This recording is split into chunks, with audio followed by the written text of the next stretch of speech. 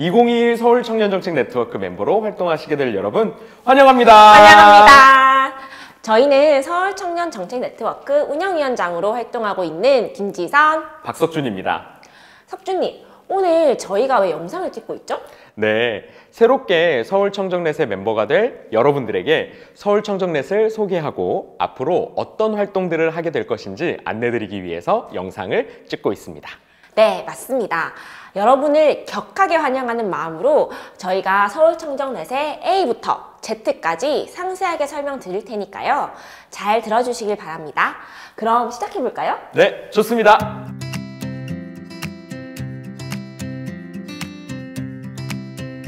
여러분, 새롭게 시작하는 활동에 설레는 마음이실 텐데요. 저도 처음 청정net 활동을 시작할 때 엄청 설레었던 기억이 나네요.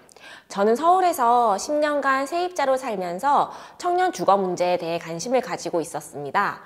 어떻게 하면 이 문제를 잘 해결할 수 있을까 고민하다가 서울 청정넷을 발견하게 되었어요. 그때 모집 슬로건이 더 넓은 참여, 더 많은 변화, 더 나은 미래였던 것으로 기억하는데요. 저와 제 또래 청년들이 겪고 있는 문제를 해결하고 싶은 마음은 있는데 그걸 어떻게 시도할 수 있을지 고민하던 차에 서울 청정넷을 만나게 되었습니다. 함께 이렇게 고민할 수 있는 동료를 만날 수 있다는 점과 정책을 만들어 서울시에 직접 제안할 수 있다는 점이 정말 큰 매력이라고 느꼈어요. 저는 서울 청정넷을 알게 되면서 시민이 직접 정책 결정 과정에 참여할 수 있다는 사실을 깨달았던 것 같아요. 사실 정책이라고 하면 나하고는 왠지 먼 이야기처럼 들리잖아요. 하지만 정책은 우리의 삶과 아주 가까이에 있으며 우리 삶에 지대한 영향을 끼치고 있다는 걸 알게 됐죠. 그런데 생각해보니 서울청년정책네트워크는 무엇을 하는 곳인지 좀 더 구체적으로 알고 싶으실 것 같은데요. 저도 사실 시작할 때는 되게 막연하게만 알고 있었던 것 같아요. 석준님이 한번 소개해 주실래요? 네, 알겠습니다. 서울청년정책네트워크는 서울을 살아가는 청년 시민이 능동적으로 참여하여 서울의 다양한 문제를 해결해 나가는 시민 참여 기구입니다. 여러분도 잘 알고 계시는 청년수당, 뉴딜 일자리, 무중력지대, 청년 월세 지원 사업, 청년 마음건강 지원 사업 등이 바로 서울청년정책네트워크를 통하여 서울시에 제안되어진 정책들입니다. 사실 서울의 청년 정책은 청정넷을 빼놓고 이야기할 수 없다 해도 과언이 아닌데요. 서울시는 청년의 문제는 청년이 가장 잘 안다라는 철학으로 2013년부터 서울청년정책네트워크와 함께 정책을 논의하고 운영해 왔습니다. 2019년부터는 서울청정넷과 담당 행정부서인 청년청의 거버넌스 구조를 기본으로 하는 청년자치정부를 출범시키기도 했죠. 지선님, 작년에 청년기본법이 제정 시행되었다는 걸 알고 계시나요? 그럼요. 청년기본법이 시행됨에 따라 청년의 날 기념식도 치러졌잖아요. 그 자리에서 서울시가 청년정책 유공 대통령 표창을 받을 때 얼마나 뿌듯했다고요. 네, 맞습니다. 저도 서울시 청년정책의 파트너인 청정넷 멤버로서 정말 기뻤습니다. 지금은 이렇게 기본법에 따라 국가 단위의 계획을 수립하고 전국적으로 시행되는 청년정책이지만 서울 청정넷이 처음 활동했었던 2013년만 하더라도 아직은 낯설고 생소한 영역이었답니다.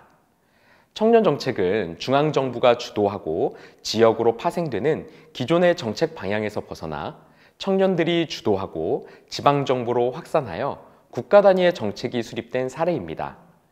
2015년 전국 최초로 청년을 대상으로 한 법률적 근거인 서울특별시 청년기본조례가 제정되었고 이로 말미암아 일자리에만 국한되었던 기존 정책의 패러다임에서 벗어나 종합적 사회정책으로서의 청년정책의 기반이 제공되었죠.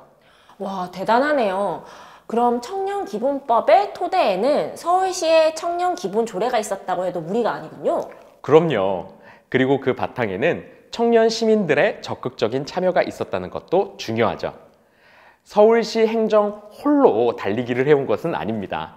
바로 여러분과 같은 평범한 청년 시민, 그리고 청년 문제 해결을 위해 활동해온 수많은 청년 단체, 각계 전문가와 시민의 대표기관인 서울시 의회가 함께 정책을 기획하고 운영해온 결과인 것이죠. 앞서 제가 이야기했던 단어 기억하시나요? 우리는 이렇게 다양한 주체들이 함께 공적 운영을 하는 것을 거버넌스라고 합니다. 생각해보니까 저희가 운영위원장으로 선출되고 처음 진행한 행사가 정책 간담회였잖아요. 그때 서울시 시국 담당자분들과 의원님들이 자리해 주셔서 청정내 멤버들과 다양한 이야기를 나누었던 기억이 나네요.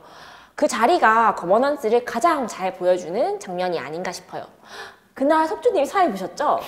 네, 맞아요. 처음 사회를 맡아서 엄청 긴장했었죠.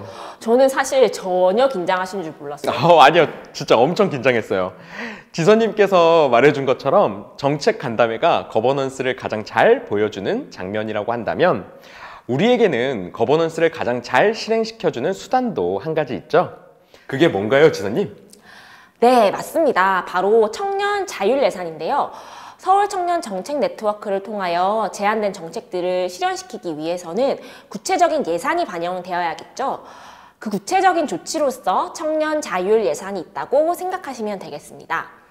청년 자율 예산제는 청년을 포함한 시민들이 차년도에 진행될 서울시의 정책을 직접 구상하고 예산 편성까지 참여하는 제도입니다.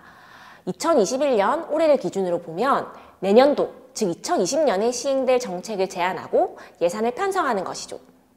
서울 청정넷에서 함께하는 청년 시민들이 수기 과정을 통해 정책을 제안하고 예산을 편성하여 시의회 예산 심의를 거쳐 최종 예산이 확정됩니다.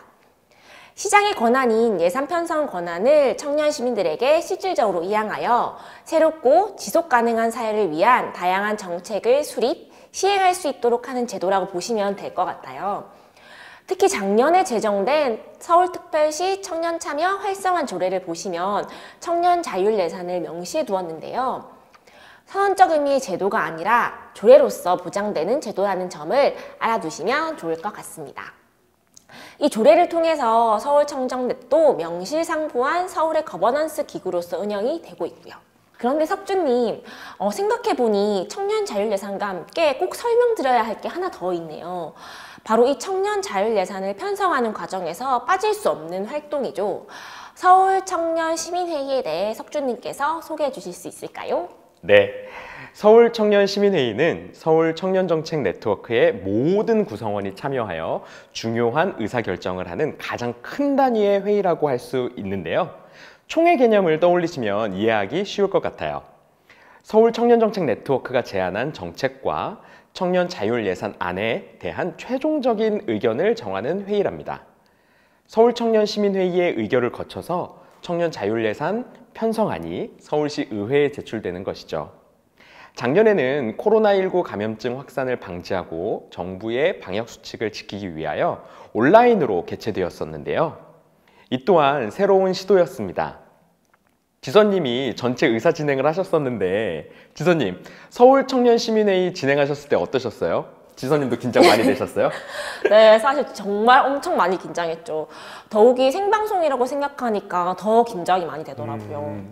그래도 그때 다들 응원해 주시고 따뜻한 의견들을 많이 올려주셔가지고 너무 좋았던 기억이 나네요.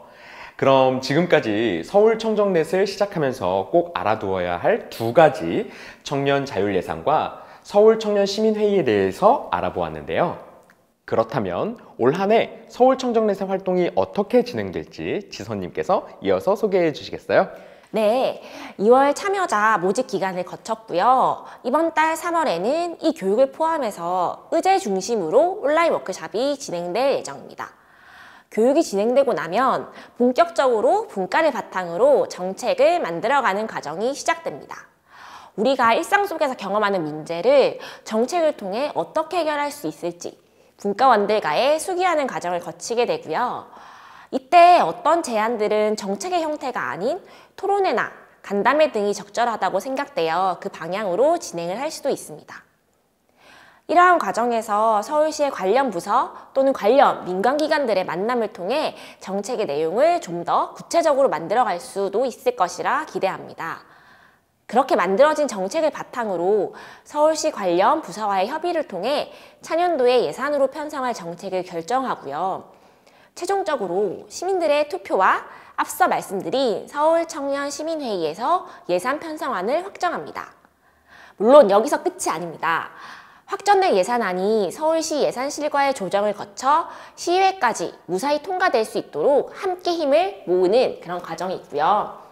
또 저희가 생각하는 중요한 의제들을 보다 많은 시민들에게 알리는 공론장, 캠페인과 같은 프로젝트를 진행하기도 한답니다.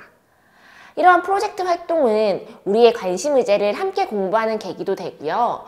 향후 정책 제안에 커다란 기반이 되기도 합니다. 작년은 기준의 재구성이라는 주제로 기후위기와 노동, 청년 자립, 가족 구성권 등을 주제로 14개의 프로젝트를 진행했습니다. 서울 청전 내 8개 분과와 함께 자치구의 청년 참여 기구들도 함께 했죠. 아마 처음 보시는 분들은 이 일정이 한 번에 이해가 안 되실 수도 있을 것 같은데요. 정말 맞아요. 저도 이 과정이 익숙해지기까지 정말 좀 시간이 걸렸던 것 같아요. 그렇지만 여러분 너무 걱정하지 않으셔도 됩니다. 이 과정들을 함께 해나갈 동료 시민들이 있으니까요. 특히 저는 같은 분과원들에게 잘 모르고 헷갈리는 부분들은 도움을 많이 받았던 것 같아요. 참! 그래서 올해 분과 구성은 어떻게 되나요? 석준님이 좀 소개해 주시면 좋을 것 같아요. 네, 사실 코로나 이후 청정넷에서 더욱 중요해진 활동이 바로 분과 활동입니다. 대규모 인원이 한자리에 모일 수 없기 때문에 같은 관심사를 가지고 모인 분과원들끼리 소규모로 모여 논의하고 계획하고 작업하는 일이 많아졌습니다. 청정넷은 매년 전년도 참여자들의 평가 설문과 당해년도 참여자들의 수요를 바탕으로 분과를 구성합니다. 올해의 분과 구성 또한 작년과 비슷하게 하되 여러분들의 수요를 반영하여 구성할 예정입니다. 여러분이 가장 해결하고 싶은 문제, 그리고 평소 관심을 가지고 있었던 의제에 맞는 분과를 선택해 주세요. 앞서 지선님이 소개해 주신 것과 같이 분과에서 새로운 정책 제안을 위한 수기와 팀 프로젝트를 진행할 수 있습니다. 혼자 하기 어려웠던 계획을 분과의 동료 청년 시민들과 함께 실행해 보세요.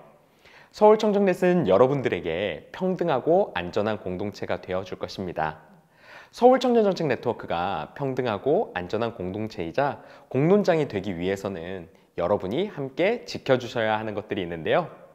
우리 안에서 다양한 구성원이 함께하는 최소한의 문화를 고민하고 실천하기 위해 서울청정넷에는 약속문이 있습니다. 네, 청정넷 홈페이지에 약속문이 올라와 있으니까요. 이 영상을 보신 뒤에 홈페이지에 방문해 보시면 좋을 것 같아요. 그간 청정넷의 활동 사진이나 영상들도 모두 그 홈페이지에 업로드 되어 있답니다. 분과 소개까지 들으니 벌써부터 기대가 되네요. 그렇죠? 지선님은 올해 어떤 분과로 활동하고 싶으세요? 네, 사실 너무 고민이 많이 됐는데 그래도 하나 생각해 두었습니다. 석준님은요? 네, 저도요. 활동할 분과를 생각하니까 괜히 더 설레고 기대가 되는 거 있죠. 오늘은 이렇게 비록 영상으로 여러분들을 만나게 되었지만 서로 얼굴 보고 이야기할 순간들을 생각하니 되게 설레고 기쁩니다. 그럼 저희 마지막 공지 2가지만 드리고 마무리할까요? 제가 먼저 말씀드리겠습니다. 올해는 온라인 활동이 주를 이루는 만큼 홈페이지를 많이 활용하게 될 텐데요. 일정 안내와 자료 공유, 그리고 최종 단계 정책 제안서 작성도 홈페이지를 통해서 진행될 예정입니다. 단 홈페이지에서 멤버 가입을 해주셔야만 하는데요. 다소 번거롭더라도 홈페이지도 둘러보실 겸 홈페이지를 통해 청정넷 멤버 가입을 해주시면 감사하겠습니다. 네, 한 가지 더. 서울청년시민위원 위촉을 위해서는 지금 봐주시고 계신 시정참여교육 영상 이수 확인 과정이 필요합니다.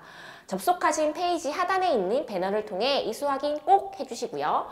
3월에 진행될 온라인 정책 워크숍 사전 신청란도 있으니 꼭 응답 남겨주세요. 네, 모두에게 힘들었던 2020년을 뒤로하고 이제 새롭게 시작하는 청정넷. 새로운 분들과 새로이 활동하는 그날을 기대하며 저희는 여기서 이만 인사드리도록 할까요? 동료 시민 여러분, 워크숍에서 만나요.